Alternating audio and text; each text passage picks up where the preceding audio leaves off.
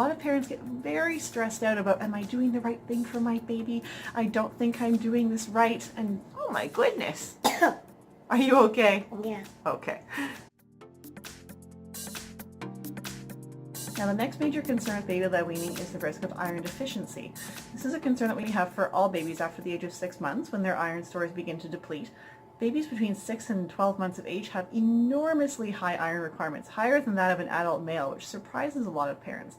Usually those first foods that people think about for babies, things like mashed up sweet potatoes and avocados and things like that, yeah, they're really great foods, but they don't have enough iron in them to support babies' really high developmental need. So we need to prioritize those iron-rich foods. And this is something that's really changed more recently, even with puree feeding. We used to recommend to have that baby cereal, like the pablum or whatever fortified baby cereal is available where you are, and then all those veggies and fruits and all the good stuff. More recently, it's been suggested to start baby with meats, beans, peas, things like that, still in puree format, because that tends to be what recommendations are, although that is also beginning to change, like I mentioned for Health Canada recommendations. So what about that fortified iron cereal? Is that something you can even give with baby-led weaning?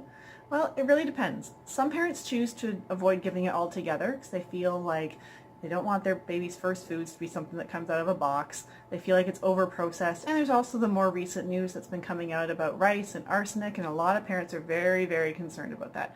Part of our job is to help to educate parents so that they understand the risks involved with that rice cereal or different kinds of cereal, oat cereal, mixed grains, whatever it might be, but also to support them if they choose not to use it at all. Many parents can get by perfectly well by giving their baby, whether purees or baby-led weaning, to give their babies high iron foods first.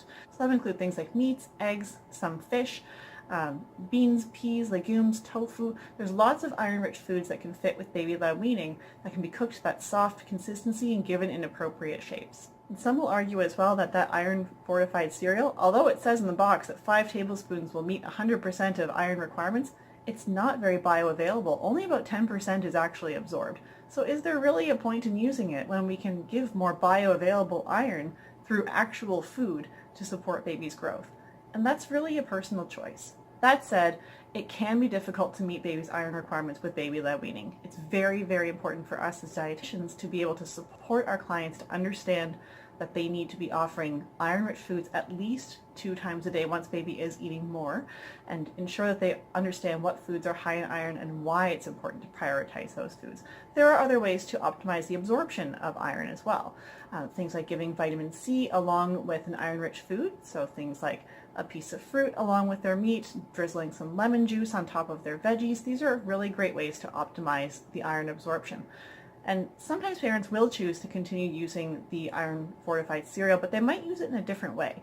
Sometimes I encourage parents to think about using the iron cereal in things like pancake batter or muffin batter, or one of my favorite ways is to use those slippery fruits like avocados and mangoes and bananas, things that are difficult for baby to grab hold of, slice them into those finger shapes, roll it into some iron cereal, and then it's got more texture for baby to hold on to, as well as adding some more nutritional content. So the basic guidelines around infant feeding, whether puree fed or baby-led weaning, are pretty well the same.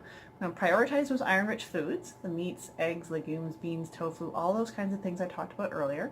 We want to offer a variety of foods, not just the meats and high iron foods, but also things like fruits, veggies, grains, and give baby a lot of different variety of flavors so that they can really explore their food more thoroughly. We want to continue offering healthy fats, which is sometimes a little bit easier with baby-led weaning because you can offer more variety of things, not just the avocados that you would do with purees. You can also offer salmon and fatty fish, as well as eggs, drizzling olive oil onto things. It becomes a little easier to add those healthy fats where you can. And just like any other baby, you want to avoid the choking risk foods. So these are the things that we've been taught all along that were choking risks.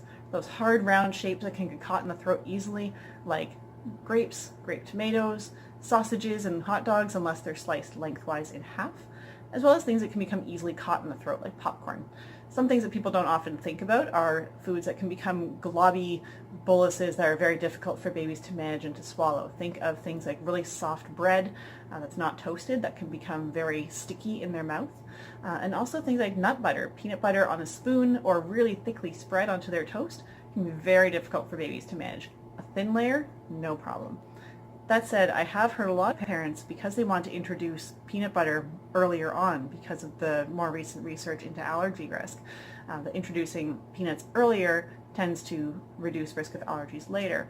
A lot of parents will just give their baby a spoon with peanut butter on it. This is something we need to debunk. We need to tell parents that that is not appropriate. It is a choking risk, and there are more appropriate ways to get that peanut butter protein into their babies without that kind of a risk. We also want to offer foods that are lower in added sugars and lower in salt, so that might mean modifying family meals just a little bit so that baby's portion is less seasoned with those things, but still has lots of other flavor from other spices and herbs, which are totally okay for baby-led weaning. So a lot of parents then ask, well, can I do purees and baby-led weaning? Can I mix the two together?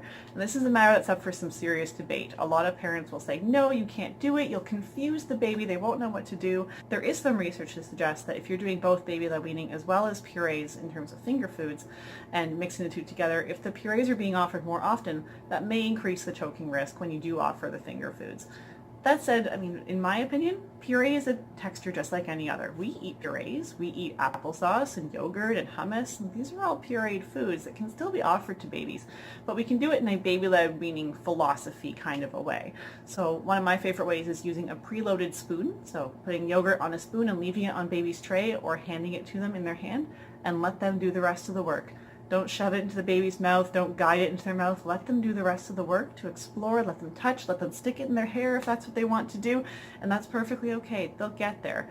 But it's more important to allow them that control and autonomy to be able to feed themselves with perfectly acceptable puree food if that's what they want to do. I gave my kids some puree sometimes, but I did do it in that sort of way by offering it on spoons or in some way that she could pick up.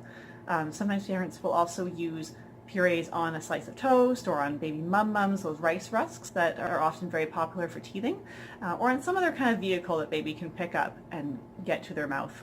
Long story short, just don't spoon feed your baby, and therefore it's baby-led weaning. We still want to allow baby to have control and autonomy over their own feeding decisions.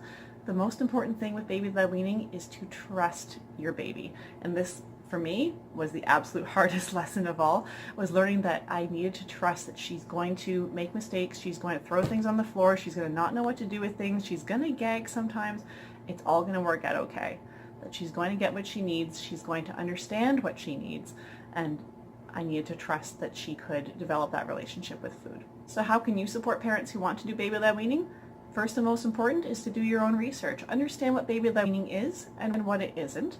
There's a lot of information and misinformation out there on the internet and in books and on TV and everywhere else that parents are getting information. They need to be getting it from a trusted and reliable source like Dietitians so that we make sure that parents are making an informed choice for their family. They know what they're getting into, they know what to expect, and we know how to mitigate the risks of things like choking, nutritional deficiencies, iron deficiency, and ensure that babies are getting what they need to support their growth. Ultimately, starting solids and watching baby take those first few bites is exciting for parents. They're really, really excited to do it. It shouldn't be stressful. A lot of parents get very stressed out about, am I doing the right thing for my baby? I don't think I'm doing this right. And part of our job is to kind of talk them down and to explain that yes, it's very, very exciting, but we need to do it in a way that supports your baby and also is less stressful for you. For a lot of parents, baby-led weaning adds more stress to their life because they think that they're so stressed out about the choking, they're so stressed out about the risk that it just makes it more difficult. If puree feeding is what they want to do, great. I support parents who do both.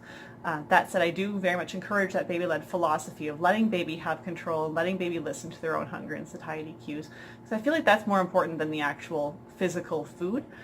Certainly I do support the idea of the finger foods more than the purees, but if it's just going to add more stress to a parent's life, it's not worth it.